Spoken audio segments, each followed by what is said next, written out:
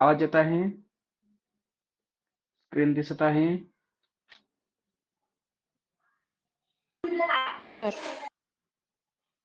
Okay.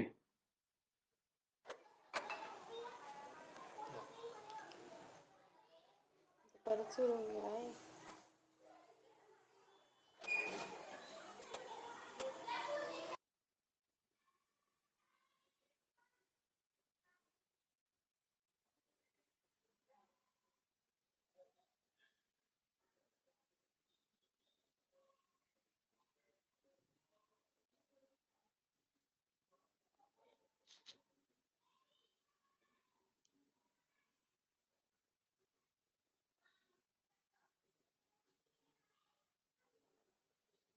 ठीक आहे. तर पुन्हा एकदा आपण आपल्यासाठी 1 मार्काला विचारला जाणारा प्रश्न म्हणजे अलंकार ज्या पद्धतीनं हिंदीमध्ये किंवा मराठीमध्ये याच्यावरती एक प्रश्न विचारला जातो, तसाच एक प्रश्न हिंदीमध्ये सुद्धा विचारला जाऊ शकतो. जनरली आपण जे प्रमुख अलंकार आहेत त्याच्यावरती जास्त फोकस करायचा आहे, म्हणजे प्रश्न आपल्याला तिथून येण्याची शक्यता आहे. आता अलंकार परिभाषा, काव्य की शोभा बढ़ाने वाले कारकों अथवा तत्वों को अलंकार कहा जाता है। शोभा बढ़ाने वाले कारकों अथवा तत्वों को अलंकार कहा जाता है। शब्द और अर्थ की शोभा सौंदर्य बढ़ाने वाले धर्म को अलंकार कहा जाता है। अलंकार के भेद होते हैं, जैसे शब्दालंकार मराठीमध्ये सेमच आहे, अर्थालंकार आणि इथं अजून एक उभय अलंकार एक प्रकार दिलेला आहे, तो काही एवढा जास्त महत्वाचा नाही. शब्दालंकार पहा. शब्दालंकार जहां पर केवल शब्दों द्वारा ही चमत्कार उत्पन्न होता है वहां शब्दालंकार होता है. शब्दालंकार के भेद हैं अनुप्रास, यमक, श्लेष. शब्दालंकार अनुप्रास क्या होता है? जहां पर वर्ण या वर्ण समूह एकाधिक बार म्हणजे एकापेक्षा जास्त वेळा आते हैं वहां पर अनुप्रास अलंकार होता है. अर्थात अनुप्रास अलंकार में वर्णों की आवृत्ति होती है, म्हणजे पुन्हा पुन्हा येतात. जैसे फॉर एग्जाम्पल तरिणी तनुजा तट तमाल तरुवर बहु छाय. इस वाक्य में तर्ण वर्ण की आवृत्ति होने से अनुप्रास अलंकार है. सोपा आहे. एखादा वर्ण पुन्हा पुन्हा रिपीट होतो तर अनुप्रास हा अलंकार होतो. अनुप्रास के भेद है, त्यावर काय आपल्याला प्रश्न येणार नाही, त्याचे आपण उदाहरण मात्र पहा. पहला है वृत्तानुप्रास. एक वर्ण या वर्ण समूह के 3 या उससे अधिक के बार आने पर वृत्तानुप्रास होता है. जैसे चारू चंद्र की चंचल किरणें खेल रही थी जब थल में. तो च च च. त्याच्यानंतर छेकानुप्रास वर्ण या वर्ण समूह की एक बार आवृत्ति. जैसे हरी सा हीरा छाड़ के करे आन की आस. जैसे ह आया है, आ भी आया है. श्रुत्यानुप्रास जहां मुख के एक ही उच्चारण स्थान यानी मूर्धा हो सकता है, दंत्य हो सकता है, कंठ हो सकता है से उच्चारित होने वाले वर्णों की आवृत्ति होती है वहां श्रुत्यानुप्रास होता है. जैसे जैसे देखिए तुलसीदास सहित निसी दिन देखत तुम्हारी निठुराई तल स द स स त न स द न द त त न. यहाँ दंत्य व्यंजनों के आने से श्रुत्यानुप्रास म्हणजे ऐकण्यासाठी श्रुत्य अलंकार होता है. कुठल्या आलेल्या तिथं दंत्य व्यंजन आलेले आहेत म्हणून हा कुठला आहे श्रुत्यानुप्रास आहे. त्याच्यानंतर अंत्यानुप्रास जहां छंद के प्रत्येक शब्द या चरण के अंतिम वर्ण या वर्णों में समान स्वरों या व्यंजनों की आवृत्ति होने से तुकांतता होती है, वहां अत्यानुप्रास अलंकार होता है। जैसे नभ लाली चाली निशा चटकाली धुनी कील। क्या हुआ इसमें? जहां छंद के प्रत्येक शब्द या चरण के अंतिम वर्ण या वर्णों में समान स्वर, जैसे ली ली ली, अंतिम स्वर या वर्ण, लाली चाली चटकाली, याला अंत्यानुप्रास म्हणायचं. त्याच्यानंतर एक आहे लाटानुप्रास. जब कोई शब्द दो या दो से अधिक बार आए और अर्थ प्रत्येक बार एक ही हो, किंतु अन्वय अथवा तात्पर्य करने पर उसका अर्थ प्रत्येक बार भिन्न हो, तो वहां लाटानुप्रास होता है. जैसे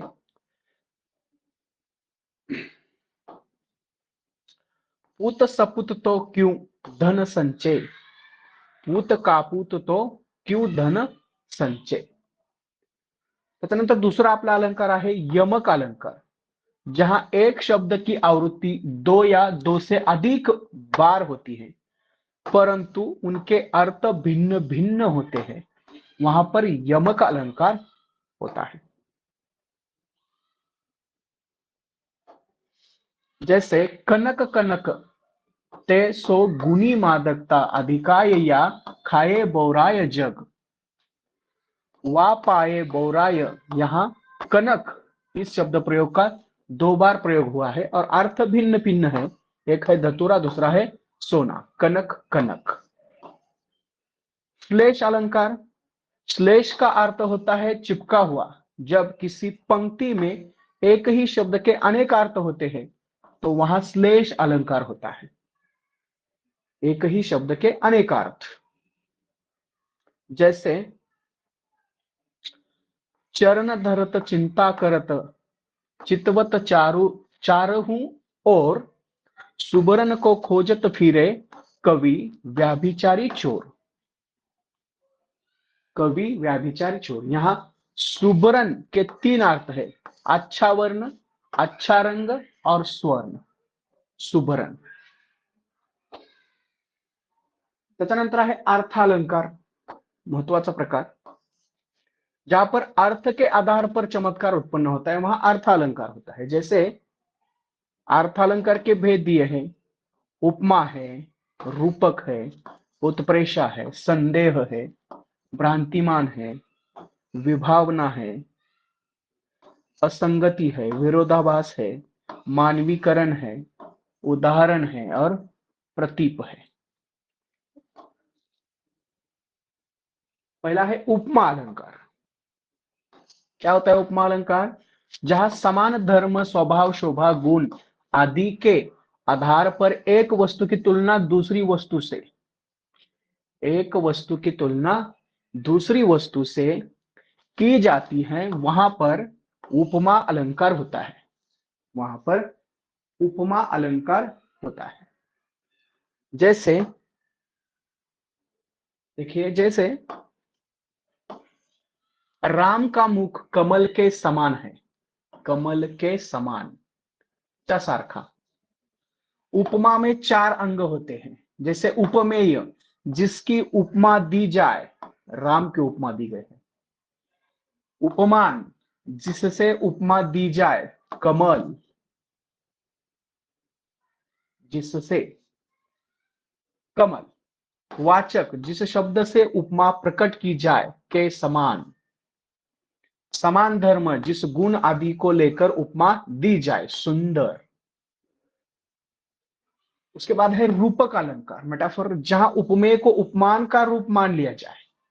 उपमेय हे उपमानच आहे असं जिथं वर्णन असेल, वहां पर रूपक अलंकार होता है. जैसा जलता है यह जीवन पतंग. उपरिक्त उदाहरण में जीवन उपमेय और पतंग उपमान है, परंतु जीवन उपमेय पर पतंग उपमान का आरोप कर दिया गया है, अतः यहां रूपक अलंकार है. उत्प्रेक्षा. उत्प्रेक्षा, जहां उपमेय और उपमान की समानता के कारण उपमेय की संभावना या कल्पना की जाए, वहां पर उत्प्रेषा अलंकार होता है। उत्प्रेषा अलंकार के प्रमुख वाचक शब्द है मनु, मानो, मानहु, जनु, जानो, जानहू, जो। हे लक्षातच ठेवा, हे शब्द आले तर 100% उत्प्रेषा अलंकार आहे। तर डायरेक्ट वर्णन केलेलं असेल रूपक आहे, आणि च्या सारखा के समान म्हणलं तर। आता बघा, उत्प्रेषा अलंकार मनु, मानो, मानहु, जनु, जानो, जानहु आणि जो।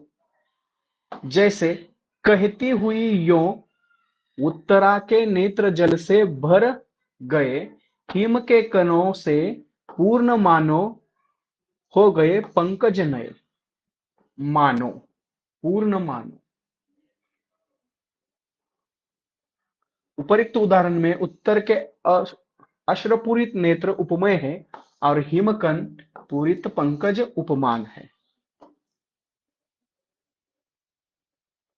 और उपमेय में उपमान की संभावना मानववाचक शब्द द्वारा की गई है। उसके बाद है संदेह अलंकार, जहां सादृश्य के कारण उपमेय में उपमान का संशय हो, वहां पर संदेह अलंकार होता है। जैसे बघा, इसमें या, अथवा, की आदि वाचक शब्द आते हैं। जैसे यह काया है या शेष उसी की छाया।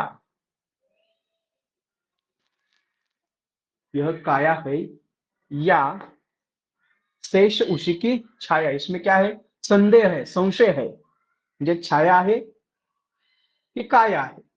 म्हणून काय म्हटलेलं आहे, उपर्युक्त पंक्ति में उर्मिला के कृषकाय विरह शरीर के बारे में लक्ष्मण को संशय है, इसलिए ये संदेह अलंकार है। उसके बाद है भ्रांतिमान अलंकार, जहां सादृश्य के आधार पर किसी वस्तु को कुछ और ही समझकर उसका चमत्कार पूर्ण वर्णन किया जाए, वहां पर भ्रांतिमान अलंकार होता है। जैसे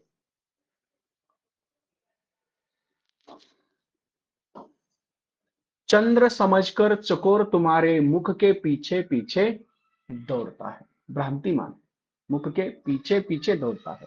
समझकर महत्वाचा शब्द आहे यातला। चंद्र समझकर चकोर तुम्हारे मुख के पीछे पीछे दौड़ता है। त्याच्यानंतर आहे विभावना अलंकार, जहां पर प्रसिद्ध कारण के अभाव में कार्य का चमत्कार पूर्ण वर्णन किया जाए, वहां पर विभावना अलंकार होता है। जैसे बीनु पद चले सुने बीनु काना, कर बीनु कर्म करे विधि नाना। इन पंक्तियों में कारण के अभाव में ही कार्य का होना दर्शा गया है, अतः विभावना अलंकार है। त्याच्यानंतर पुढचा आहे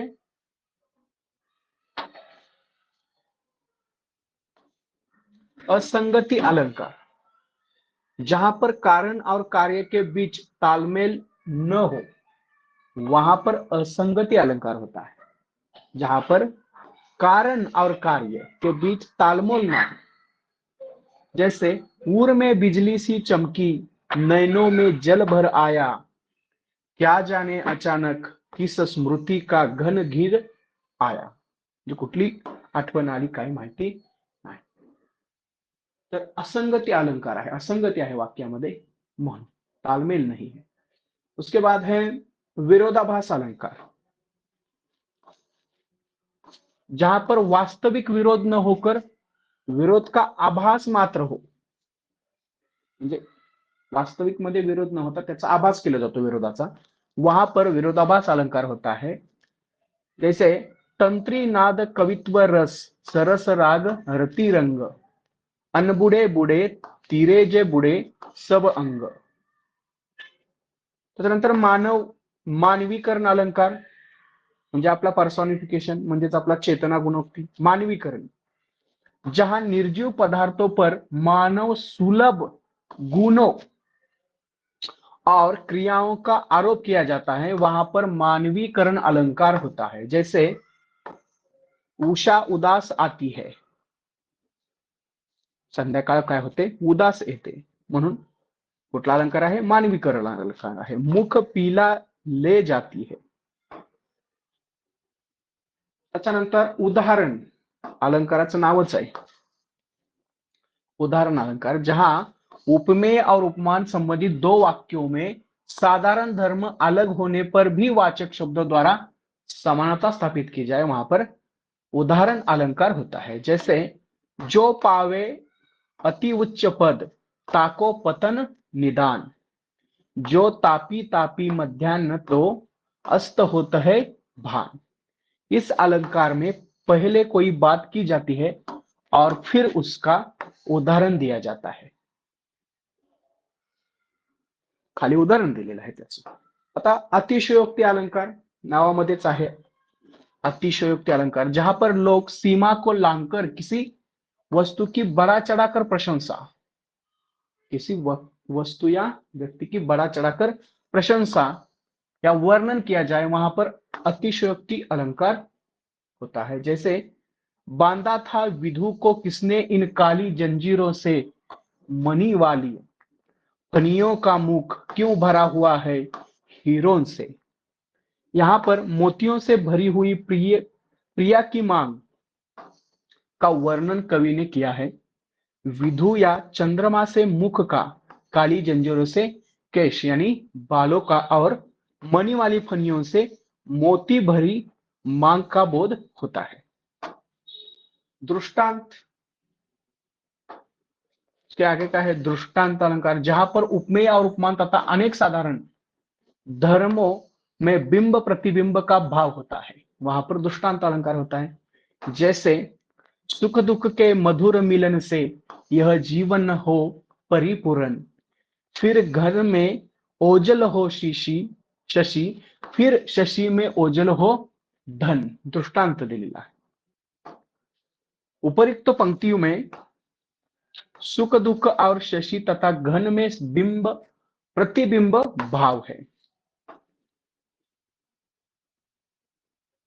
त्याच्यानंतर पुढचा आहे आपला प्रतीप अलंकार. प्रतीप अलंकार उपमा अलंकार के विपरीत होता है, उपमाच्या विरुद्ध. इससे उपमान पर उपमेय की श्रेष्ठता दिखाई जाती है. उदाहरण, स्त्रीय मुख समता किमी करे चंद वापरो अंक. उभय अलंकार शब्द और अर्थ दोनों पर आश्रित होता है, होकर दोनों को चमत्कृत करता है. तर आपणास जे महत्वाचे अलंकार आहेत त्याच्यामध्ये आपणास फक्त मानवीकरण व्यवस्थित करा, त्याच्यानंतर अतिशयोक्ती व्यवस्थित करा, दृष्टांत करा,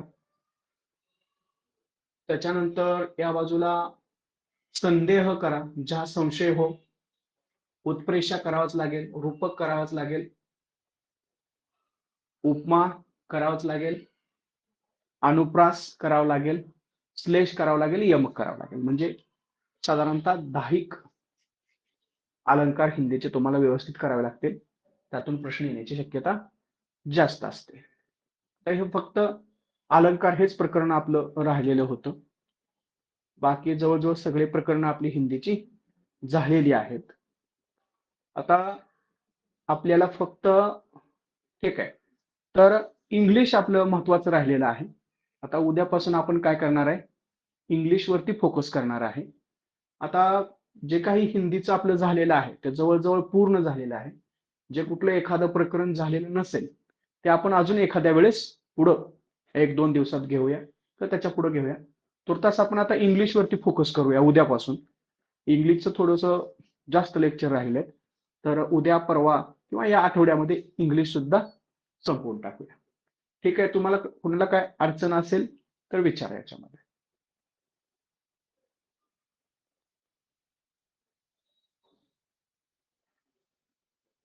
होता का नक्की 11च्या नंतर?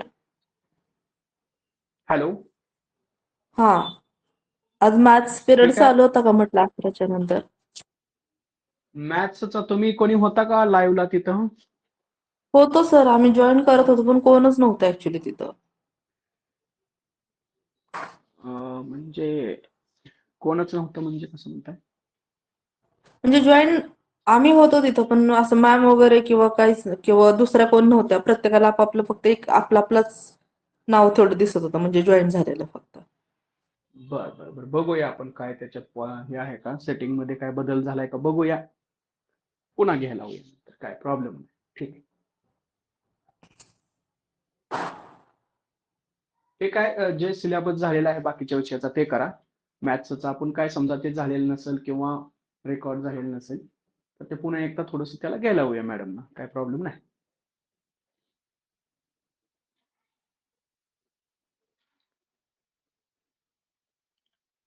ठीक आहे. एंड करू का लेक्चर?